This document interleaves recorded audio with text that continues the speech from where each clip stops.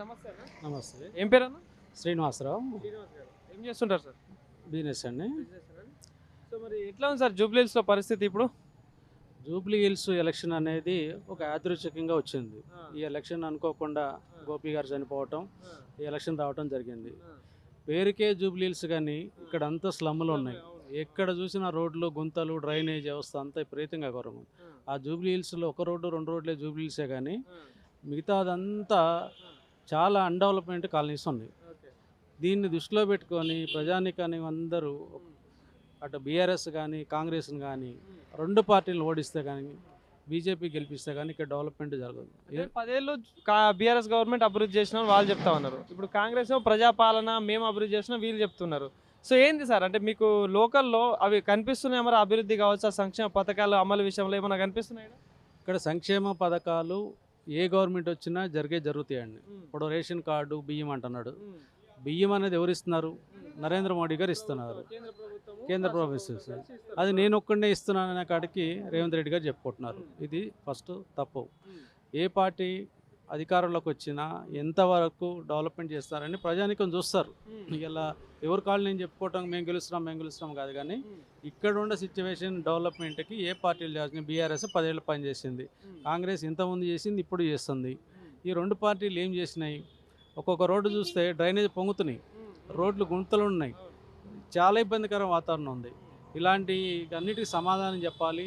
రేపు పంచాయతీ ఎలక్షన్లో కానీ జడ్పీటీసీ ఎలక్షన్లో కానీ 2 పార్టీలకి బుద్ధి చెప్పాలంటే బీజేపీకి ఓటేస్తే బీజేపీని గెలిపిస్తే కనుక ఇక నుంచైనా గవర్నమెంట్ ఉన్న టైంలో వరకన్నా ప్రజలకు పాలు చేయడానికి ముందుకు వస్తుంది. సో మరి మొన్న ముఖ్యమంత్రి గారు మాట్లాడుతూ కాంగ్రెస్ పార్టీకి తప్ప బీఆర్ఎస్కి కానీ బీజేపీకి ఓటేస్తే మీకు వచ్చే పథకాలన్నీ బంద్ అవుతాయి, జూబ్లీ హిల్స్లో రేషన్ కార్డు, సన్న బియ్యం ఇవన్నీ అంటా ఉన్నాడు ముఖ్యమంత్రి. సో ఏం చెప్తారు దీనికి ఒక ఓటర్గా? రేషన్ కార్డు, బియ్యము సంబంధించి ముఖ్యమంత్రి గారికి ఆపే అధికారం అలా లేదు. ఎందుకంటే నరేంద్ర మోడీ గారు ఇస్తున్నారు బియ్యం. అది ఒకటి. నువ్వు గవర్నమెంట్ పథకాలు ఆపేస్తున్నామంటే ఆపేస్తే చూస్తారు, మళ్ళీ ఎలక్షన్ వచ్చినప్పుడు ప్రజలు తీర్పిస్తారు. ప్రజలు ఎవరు అమాయకులు లేరు. ఇవాళ గవర్నమెంట్ ఏం చేస్తున్నా, ఎట్లా చేస్తున్నా అనేది అబ్జర్వ్ చేస్తూనే ఉంటారు. దాన్ని బట్టి గతంలో బీఆర్ఎస్కి ఎట్లయితే ఇచ్చారో రేపు ఈయనకి కూడా అదే ఇస్తారు.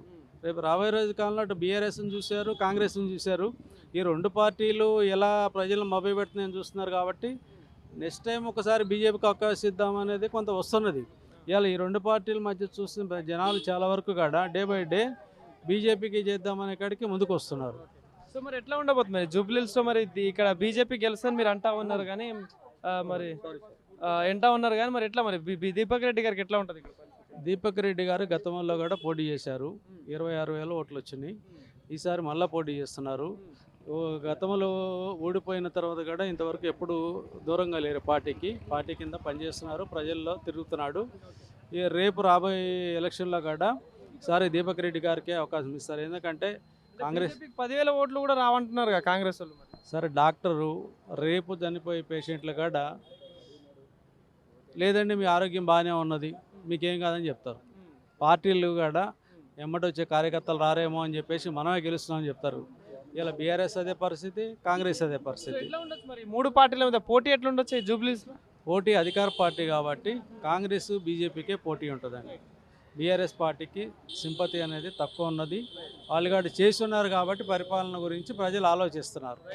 ఈసారి అయితే బీజేపీకి అవకాశం ఉంటుంది.